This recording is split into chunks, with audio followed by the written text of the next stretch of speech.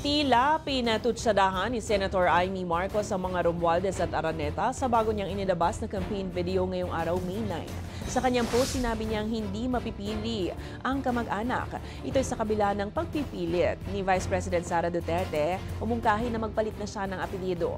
Anya, hindi naman kailangan palitan ang apelyido niyang Marcos dahil hindi ito ang problema. At maaring sinabi niya na ang gobyerno ngayon ay pinangungunahan ng mga Romualdez at Araneta.